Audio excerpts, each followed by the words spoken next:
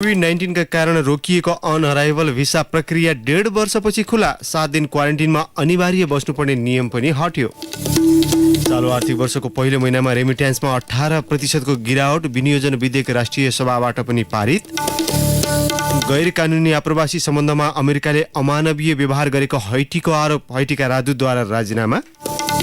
र स्पेनिस ला लिगा फुटबलमा बार्सिलोना कार्डिससँग बराबरीमा रोकियो। रियल सोसिडाडद्वारा ग्रानाडा 3-2 गोल अन्तरले पराजित।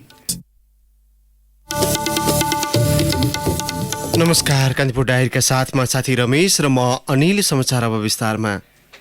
सुशासनको नारा दिन प्रतिस्पर्धा गर्ने देशका राजनीतिक दल कति पारदर्शी छन् भन्ने उनीहरूको लेखा परीक्षणबाट प्रश्न हुन्छ। गत संसदीय चुनावमा एकै उम्मेद्वारले 10 करोडसम्म खर्च गरे, तर मुख्य दलले भने देशैभरको चुनावमा जम्मा 83 लाखदेखि 4 करोडसम्म खर्च गरेको विवरण निर्वाचन आयोगले दिएका छन्। चन्दा विवरण पनि त्यस्तै अपत्यारिलो रूपमा प्रस्तुत गरिएको छ, जसलाई आयोगले सदर समेत गरेको छ। आर्थिक वर्ष 2074-75 को लेखा परीक्षण प्रतिवेदन अनुसार चुनावमा सबैभन्दा बढी खर्च गर्ने दल कांग्रेस हो। उसले प्रदेश र प्रतिनिधि चुनावमा जम्मा 4 करोड 86 लाख 66 हजार खर्च गरेको छ। त्यस्तै एमाले 2 करोड 91 लाख 69 हजार मात्रै खर्च गरेको विवरण दिएका छन्। अझ माओवादी केन्द्रले त जम्मा 83 लाख 40 हजारमा चुनाव सकेको दलको केन्द्रीय कार्यालयले जनाएको छ। माओवादीले खर्च र आमदामीको लेखा परीक्षण नै बुझाएको छैन। संघीय संसदमा प्रतिनिधित्व गर्ने नेमकिपा र जनमोर्चाले पनि लेखा परीक्षण नै बुझाएका छैनन्। एमालेको चुनावका लागि जम्मा 3 करोड 72 लाख 53 हजार चन्दा संकलन भएकोमा त्यति पनि खर्च नभई 80 लाख बचत भएको विवरण दिएको छ। त्यस्तै कांग्रेसले चुनावका बेला 2 करोड 93 लाख चन्दा उठाएकोमा 1 करोड 93 लाख भन्दा बढी खर्च भएको जनाएको छ।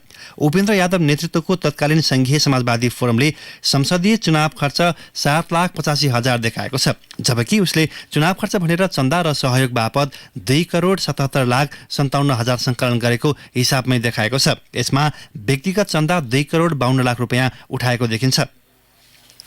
पूर्व प्रमुख निर्वाचन आयुक्त भोजराज पोखरेलले दलहरू संस्थागत नभएकै कारण पारदर्शी हुन नसक्ने बताउनुहुन्छ। उहाँ भन्नुहुन्छ, चुनावमा अर्बमा खर्च हुन्छ, तर त्यसको आमदामी के हो, खर्च कसरी हुन्छ लेखा हुँदैन। राजनीतिक व्यतिथि चुरो नै यही हो। ठूला राजनीतिक दल एमाले, कांग्रेस, माओवादी, राजपा, जसपाले गरेको कुल खर्च 10 करोड 8 लाख 12 हजार रुपियाँ मात्र हुन्छ। तर निर्वाचन पर्यवेक्षण समितिले गरेको अध्ययनमा भने चुनावमा विजयी प्रत्येक सांसदको औसतमा खर्च 2 करोड 13 लाख रुपियाँ भएको उल्लेख छ। समितिले 31 जिल्लामा गरेको खर्च सम्बन्धी अध्ययन अनुसार निकटतम प्रतिद्वन्दीको 1 करोड 49 लाख र अरू प्रतिद्वन्दीको कम्तीमा 85 लाख रुपियाँ खर्च भएको छ। अध्ययनको नेतृत्व गरेका अर्थविद विनोद सिजापति भन्नुहुन्छ, टिकट पाउन पार्टीलाई चन्दा दिन यो उम्मेद्वार ठिक छ भनेर नेताहरूलाई भन्न लगाउनु पनि उम्मेद्वारले पैसा बुझाउनुपर्छ। त्यो खर्च यो प्रतिवेदनमा समावेश गरिएको छैन। चुनाव जितेकाले गरेको 2 करोड 13 लाख खर्चलाई औसत मान्दा 165 सांसदले 3 अर्ब 51 करोड 45 लाख बगाएका छन्। निकटतम प्रतिद्वन्दीका तर्फबाट पनि 1 करोड 49 लाख रुपियाँको दरले मुलुकभर 2 अर्ब 45 करोड 85 लाख रुपियाँ खर्च भएको छ। तेस्रो हुनेमा 85 लाख रुपियाँको दरले 1 अर्ब 40 करोड भन्दा बढी खर्च भएको छ। यसरी विजेता, उपविजेता र तेस्रो हुनेको खर्च नै 7 अर्ब नागेको छ। करोडौं खर्च गरेका उम्मेद्वारले निर्वाचन आयोगमा भने बढीमा 25 लाखको हिसाब देखाएका छन्। दलहरूले आयोगमा बुझाएको खर्च विवरण नक्कली रहेको सिजापतिको भनाइ छ।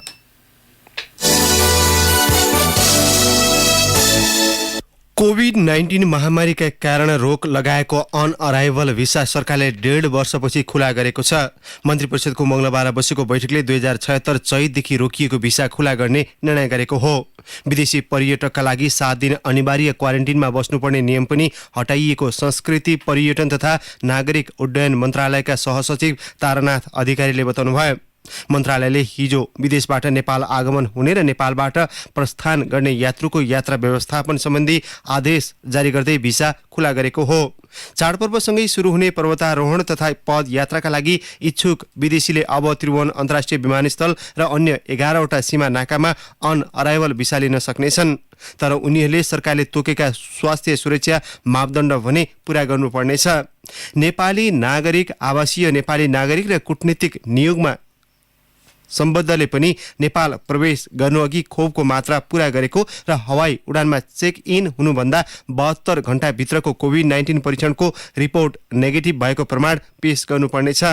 रिपोर्ट पोजिटिभ आएको खण्डमा उनीहरूलाई पनि आइसोलेसन वा अस्पताल पठाइने मन्त्रालयले उल्लेख गरेको छ। विदेशबाट आफ्नो धर्म रीति परम्परा अनुसार आफन्तको अन्तिम संस्कारमा सहभागी हुन आउने नेपाली वा गैर आवासीय नेपालीलाई पनि स्थानीय तहको सिफारिसमा एन्टिजेन टेस्ट गरी रिपोर्ट नेगेटिभ आएपछि मात्रै गन्तव्यमा जान दिइनेछ।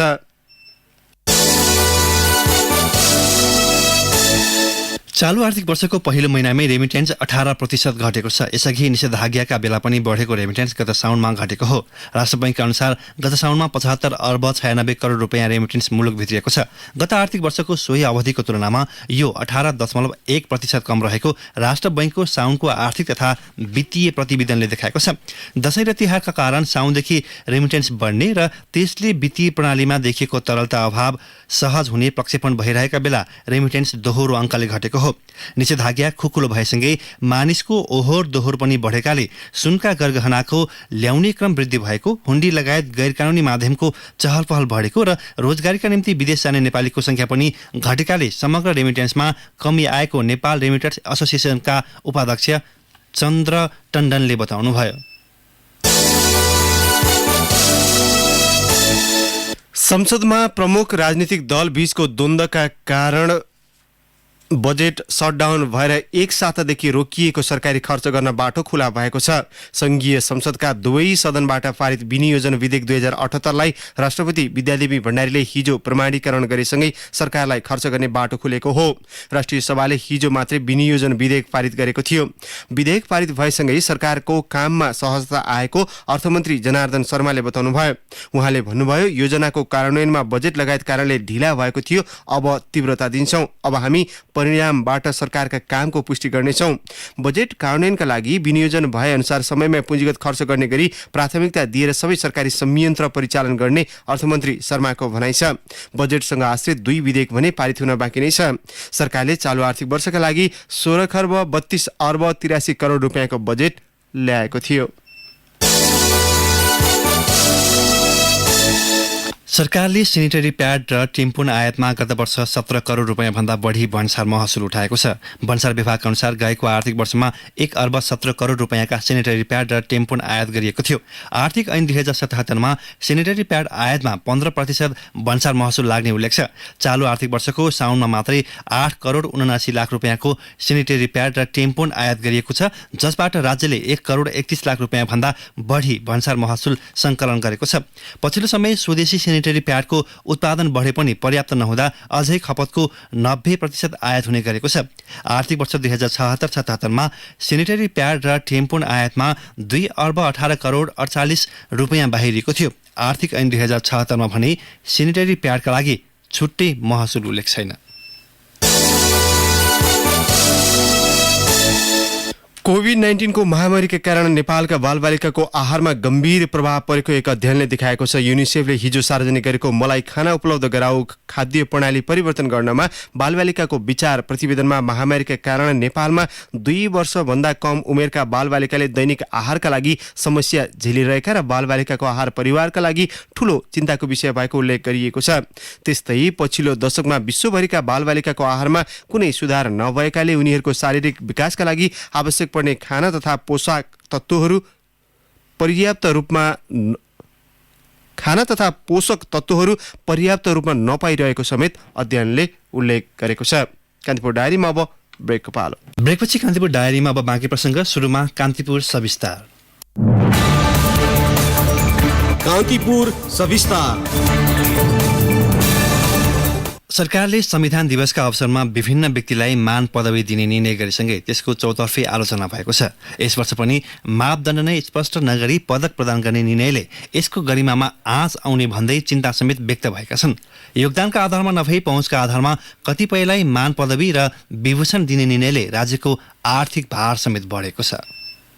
सरकारले वर्षेनी वितरण गर्ने मान पदवीको विषय विगतमा झैं यो वर्ष पनि विवाद रहित हुन सकेन। सरकारले योगदानका आधारमा नभई पहुँचका आधारमा पदक वितरण गर्ने निर्णय गरेको भन्दै आलोचना भइरहेको छ। सरकारले 2075मा 518, 2076मा 633, 2077मा 594 जनालाई मान पदवी दिने निर्णय गरेको थियो। यो वर्ष सरकारले संविधान दिवसमा 903 जनालाई मान पदवी दिने घोषणा गरेको हो। मान पदवीको विषयमा विगतमा जस्तै राजनीतिक नेतृत्वबाटै टिप्पणी भइरहेका छन्। प्रतिपक्षी एमाले अध्यक्ष केपी शर्मा ओलीले राजनीतिक आस्थाका आधारमा नेताका परिवारका सदस्यलाई मान पदवी र विभूषण दिएको भन्दै रोष प्रकट गरेका छन्। यति बेर जनताका पराक्रमी सन्तानले सम्मानित हुन पाउनुपर्ने, सम्मानित भएको अनुभूति गर्न पाउनुपर्ने, गर्व गर्नुपर्ने बालाई सम्मान, श्रीमतीलाई सम्मान। अघिल्लो पल्टको पनि म सम्झिन चाहन्छु, एकजनाको छोरालाई सम्मान, अर्कोको सुपुत्रीलाई सम्मान। कस्तो विडम्बना यस देशको, कस्ता भोका झुकाहरू पुगेका छन् शासनमा, लाज लाग्छ। त्यसो त ओली प्रधानमन्त्री भएकै बेलामा समेत गत वर्ष दिएको विभूषण र मान पदवीको चर्को आलोचना भएको थियो। यसरी हेर्दा हरेक पटक जसो विवाद भइरहेको देखिन्छ। विभिन्न क्षेत्रमा योगदान पुर्याएका व्यक्तिलाई विभूषित गर्नुपर्नेमा पहुँचका आधारमा पदक वितरण गर्ने निर्णय उपयुक्त नभएको जानकारहरूको भनाइ छ। पूर्व गृह सचिव खेमराज रेग्मीको बुझाइमा यस्ता विवादका कारण पदक पाउन योग्य व्यक्तिको समेत अवमूल्यन हुने अवस्था सृजना हुने गर्दछ। कतिपय वास्तवमा चाहिँ एउटा मापदण्डमा परेका पनि छन्, कतिपय नपरेका पनि चाहिँ देखिन्छन्। यो साँच्चै नै यो मान पदवी चाहिँ पाउनलाई योग्य हुन्छ भन्ने हुन्छ। त्यस कारणले जो पाउनको लागि योग्य थिए अनि उनीहरूमा चाहिँ त्यसले असन्तुष्टि, किनभने अब चाहिँ बराबरी हैसियतमा त्यो तकमा पुरस्कार प्राप्त गर्दाखेरि उनीहरूले आफ्नो अवमूल्यन भए जस्तो मान्ने स्थितिहरू पनि देखियो। सरकारले वितरण गर्ने मान पदवी पाउनेको सूचीमा प्रधान न्यायाधीश र न्यायाधीशहरूको नाम समेत परेपछि न्यायपालिकाको स्वतन्त्रतामा गम्भीर असर पुग्ने चिन्ता व्यक्त भएका छन्। सर्वोच्च अदालत बार एसोसिएसनले न्यायाधीशलाई मान पदवी दिने कार्यले न्यायपालिकाको स्वतन्त्रतामा गम्भीर असर पुर्याउने भन्दै ध्यानाकर्षण भएको जनाएको छ।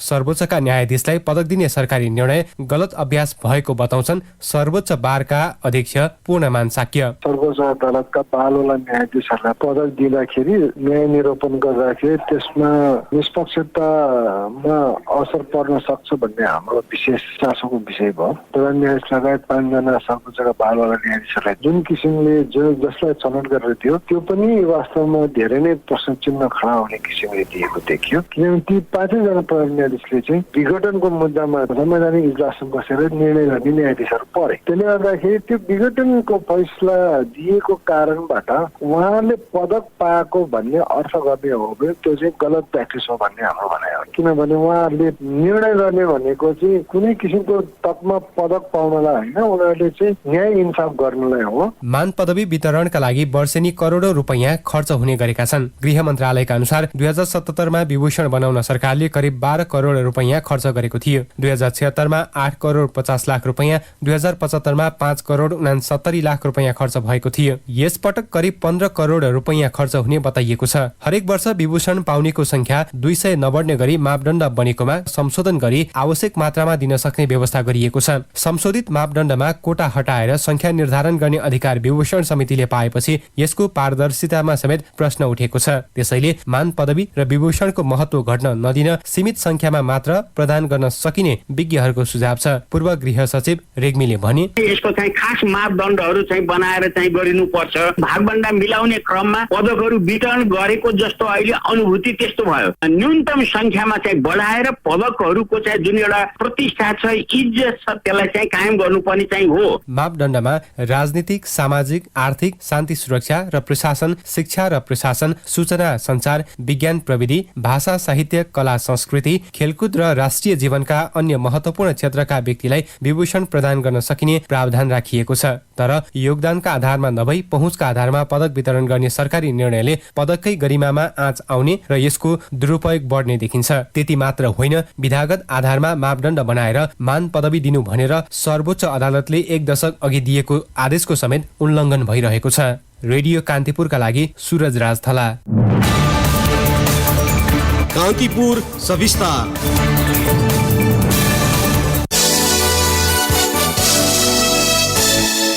संसदमा चौथो शक्ति एकीकृत समाजवादीले पहिलो दल एमाले र तेस्रो माओवादी केन्द्रको भन्दा पनि ठूलो कमिटी बनाएको छ। नेता प्रधान होइन, नीति प्रधान र व्यक्तिवादी होइन, विचारवादी पार्टी बनाउने दावी गरेको एकीकृत समाजवादीले पार्टी दर्ताको 1 महिना नपुग्दै जम्बो कमिटी बनाएको हो। एकीकृत समाजवादीले हिजो 18 सदस्यीय पदाधिकारी, 35 सदस्यीय स्थायी कमिटी, 71 सदस्यीय पोलिट ब्युरो र 301 सदस्यीय केन्द्रीय कमिटी बनाएको छ। केन्द्रीय कमिटी बैठकले 701 सदस्यीय केन्द्रीय परिषद गठनको पनि निर्णय गरेको छ। भागवण्डा मिलाउने क्रममा एकीकृत समाजवादीको ठूलो कमिटी बन्न पुगेको हो।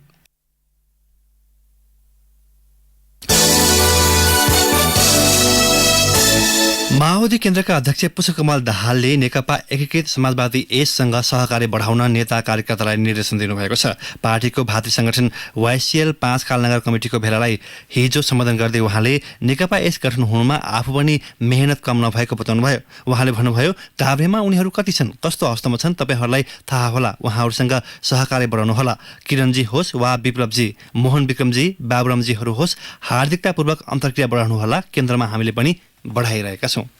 कान्तिपुर डायरीमा पुनः ब्रेकको पालो। कान्तिपुर डायरीमा अब आर्थिक प्रसङ्ग। नेपाल राष्ट्र ब्याङ्कले वित्तीय प्रणालीमा 30 अर्ब रुपियाँ पठाएको छ। तरलता अभाव बढ्दै गएपछि त्यसको अल्पकालीन व्यवस्थापनका लागि राष्ट्र ब्याङ्कले रिपो मार्फत हिजो सो रकम बजारमा पठाएको हो। रकम पाउन क, ख र ग वर्गका वित्तीय संस्थाले बोल कबुल गर्नुपर्छ। तरलता व्यवस्थापनका लागि राष्ट्र ब्याङ्कले यसअघि पनि रिपो जारी गर्दै आएको छ। केही महिना यता ब्याङ्क तथा वित्तीय संस्थामा तरलता अवस्था सहज छैन। अपेक्षित रूपमा निक्षेप बढ्न नसकेको, रेमिट्यान्स घटेको, सरकारी खर्च नभएको, आयात बढेको लगायतका कारण वित्तीय प्रणालीमा तरलता अभाव हुँदै आएको छ। पछिल्लो दिनमा तरलता सङ्कट झन बढ्दैछ। सोही कारण राष्ट्र ब्याङ्कले रिपो र स्थायी तरलता सुविधा मार्फत बजारमा पैसा पठाउँदै आएको छ। अब अन्तर्राष्ट्रिय प्रसङ्ग। हाइटीका गैर कानुनी आप्रवासीलाई उनीहरूकै मुलुक लगेर छाडेको विरोधमा अमेरिकाका लागि हाइटीका राजदूतले पदबाट राजीनामा दिएका छन्। भूकम्प तथा राजनीतिक अस्थिरताका कारण कैयौं बाधाको सामना गर्दै अमेरिका पुगेकाहरूलाई अमानवीय रूपमा हाइटी लगिएको प्रति राजदूत ड्यानियल फोर्टले चर्को आलोचना गर्नुभएको छ। गत साता टेक्सास राज्यको मेक्सिको सँगको सीमा क्षेत्रबाट प्रवेश गरेका 13,000 गैर कानुनी आप्रवासीलाई उनीहरूकै मुलुक छाड्ने अमेरिकी नीति अनुसार फिर्ता लगिँदैछ।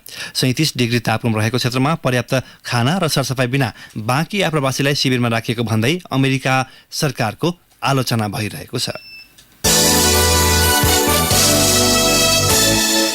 अब खेल प्रसङ्ग। स्पेनिस ला लिगा फुटबलको पछिल्लो खेलमा बार्सिलोना कार्डिससँग बराबरीमा रोकिएको छ। खेलको 65औं मिनेटमा रातो कार्ड खाँदै फ्रान्की डी जोङ बाहिरिएपछि 10 खेलाडीमा सीमित बार्सिलोनाले कार्डिससँग अङ्क बाँडेको हो। पछिल्लो 5 लालिगाको खेलमा 2वटामा मात्रै जित हात पारेको बार्सिलोना तालिकाको निकै पुछारमा रहेको कार्डिससँग बराबरीमा रोकिएको हो। बार्सिलोना तालिकाको 7औं स्थानमा छ। यसैबीच लालिगा फुटबलका अन्य खेलमा रियल सोसिडाडले ग्रानाडालाई 3-2 गोल अन्तरले पराजित गरेको छ। रियल बेटिसले ओसासुनामाथि 3-1 गोल अन्तरको जित हात पारेको छ।